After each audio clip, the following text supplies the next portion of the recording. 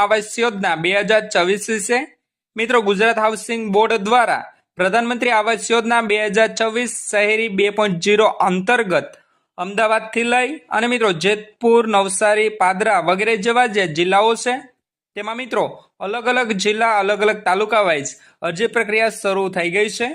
આજના વિડીયોમાં મિત્રો આમને લગતી વિગતવાર માહિતી આપણે જોશું। મિત્રો આ યોજના અંતર્ગત તમને ₹9 લાખમાં પાકું મકાન મળી રહેશે। આજના વિડીયોમાં મિત્રો આમને લગતી વિગતવાર માહિતી જોશું કે આ યોજનાનો પ્રકાર કઈ પ્રકારનો છે, મકાનની કિંમત કેટલી રહેશે, સગવડતા કઈ પ્રકારની રહેશે, કાર્પેટ એરિયા કેટલો રહેશે, વિગતવાર માહિતી વિડીયોમાં આપણે આગળ જોશું। તેમજ મિત્રો ઓનલાઈન અરજી કેવી રીતે અને ક્યાંથી કરવાની રહેશે સંપૂર્ણ માહિતી વિડીયોમાં આપણે આગળ જોવાના છે।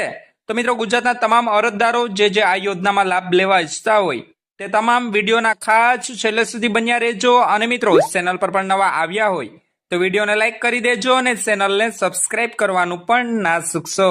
તો મિત્રો ગુજરાત હાઉસિંગ બોર્ડ પ્રગતિનગર, નારણપુર, અમદાવાદ જેમાં મિત્રો પ્રધાનમંત્રી આવાસ યોજના શહેરી 2.0 માં પ્રધાનમંત્રી આવાસ યોજના હેઠળ પોતાના સપનાનું ઘર મેળવવા માટે એટલે કે મકાન મેળવવાની તક આજે જ ઓનલાઈન રજીસ્ટ્રેશન કરો। જેમાં મિત્રો કયા કયા જિલ્લા, કયા કયા તાલુકામાં અરજી કરી શકશો તો મિત્રો હાથીજણ, અમદાવાદ, ઉપલેટા, અમરેલી, જેતપુર, મહુવા, સચિન, કંસાડ, નવસારી તેમજ પાદરા આ એટલા જિલ્લા એટલા તાલુકામાં તમે અરજી કરી શકશો। ઓનલાઈન અરજી કરવા માટે મિત્રો અહીંયા જે નીચે લિંક રહેલી છે એમની ઉપર જઈને તમે આવેદન કરી શકશો, જેમનું નામ છે pmaymis.gov.in। તેમજ મિત્રો નીચે નોંધ લખેલી છે જેમાં મિત્રો લિંક ચેક કર્યા પછી અરજી કરવા માટે વધુની માહિતી માટે માર્ગદર્શિકા વેબસાઇટ જેમનું નામ છે મિત્રો ગુજરાત હાઉસિંગ board.gujarat.gov.in પરથી જોઈ શકો છો। એટલે કે મિત્રો આ યોજનાને લગતી વિગતવાર માહિતી તમે ગુજરાત હાઉસિંગ board.gujarat.gov.in ની વેબસાઇટ ઉપર જઈ અને તમે મેળવી શકો છો। આ યોજનાના પ્રકારની વાત કરીએ મિત્રો તો EWS 2 આ યોજનાનો પ્રકાર છે। મકાનની કિંમતની વાત કરીએ મિત્રો તો ₹9 લાખ સુધીની મકાનની કિંમત રહેલી છે। સગવડતાની વાત કરીએ મિત્રો તો 1.5 બેડરૂમ, હોલ, કિચન સહિત આપને સગવડતા પ્રોવાઈડ કરવામાં આવશે।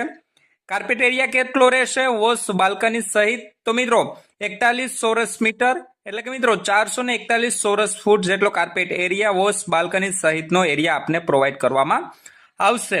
ત્યાર પછી મિત્રો વાત કરીએ કે મેન્ટેનન્સ ડિપોઝિટ અરજદારે કેટલી ભરવાની રહેશે તો મિત્રો મેન્ટેનન્સ ડિપોઝિટ અરજદારે ₹50,000 સુધીની ભરવાની રહેશે।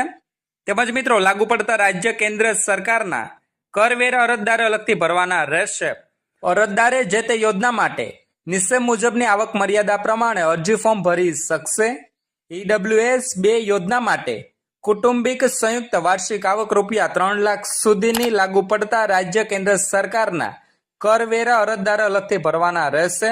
તેમજ મિત્રો પ્રધાનમંત્રી આવાસ યોજના શહેરી 2.0 અંતર્ગત પાત્ર ન ઠરતા લાભાર્થીઓ જો પોષણક્ષમ ભાવે સમાન પ્રકારના આવાસ મેળવવા ઈચ્છે છે તો મિત્રો ગુજરાત હાઉસિંગ બોર્ડના વિનિયમો અનુસાર તેમની પાત્રતા ચકાસી મકાનો ફાળવવાનો વિકલ્પ ઉપલબ્ધ રહેશે।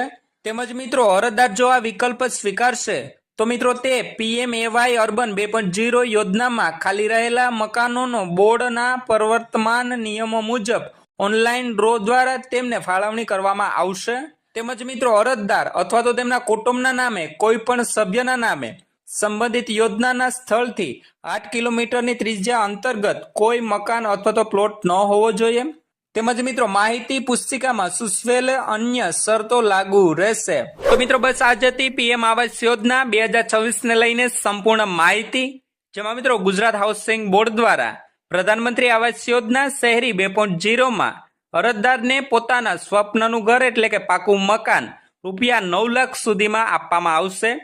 જેમાં મિત્રો હાથીજણ, અમદાવાદ, ઉપલેટા, અમરેલી, જેતપુર સહિતના વગેરે જેવા જે મોટા મોટા સિટી છે તેમાં પોતાના સ્વપ્નનું ઘર વસાવી શકશે। તો મિત્રો બસ આ જ હતી વિગતવાર માહિતી।